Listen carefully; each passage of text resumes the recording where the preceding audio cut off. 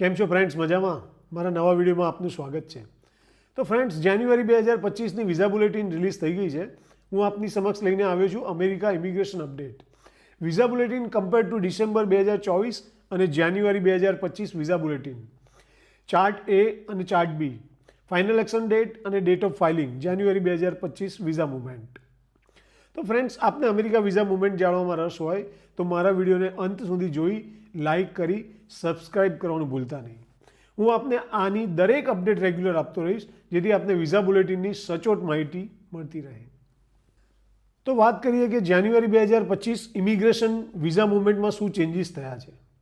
Immigration visa movement family base category, final action date, date of filing, employ base category વિશે.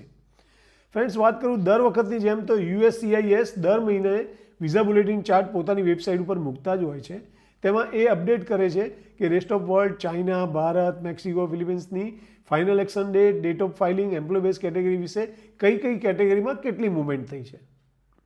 એમની website ઉપર આવેલી માહિતી અનુસાર આપણે અહીંયા એક ચાર્ટ બનાવી તમારી સમક્ષ રજૂ કરીએ છીએ.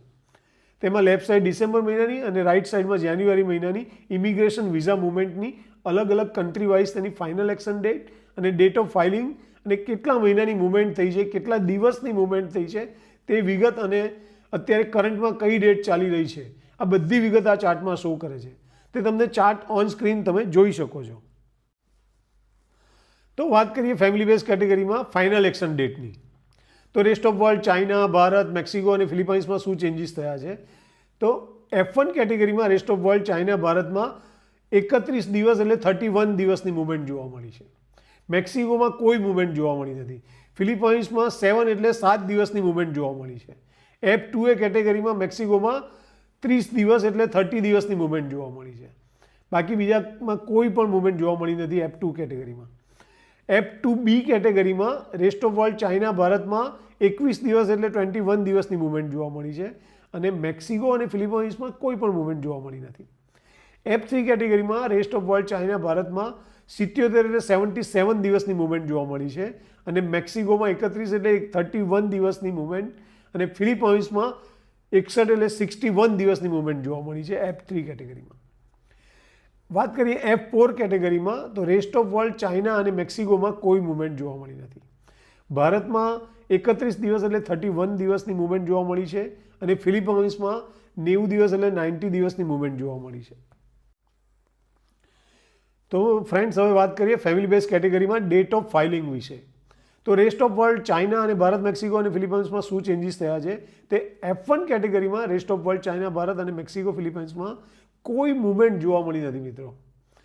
F2A કેટેગરીમાં rest of world, China, Bharat, Mexico, ફિલિપાઇન્સમાં પણ કોઈ પણ પ્રકારની મુવમેન્ટ જોવા મળી નથી. F2B કેટેગરીમાં rest of world, China, Bharat અને ફિલિપાઇન્સમાં પણ કોઈ પણ મુવમેન્ટ જોવા મળી નથી. ઓનલી ખાલી મેક્સિકોમાં 92 દિવસ 92 દિવસની મુવમેન્ટ જોવા મળી છે. હવે વાત કરીએ F3 કેટેગરીમાં રેસ્ટ ઓફ વર્લ્ડ, ચાઇના, ભારતમાં 91 દિવસની મુવમેન્ટ જોવા મળી છે. મેક્સિકોમાં અને ફિલિપાઇન્સમાં કોઈ પણ મુવમેન્ટ જોવા મળી નથી F3 કેટેગરીમાં.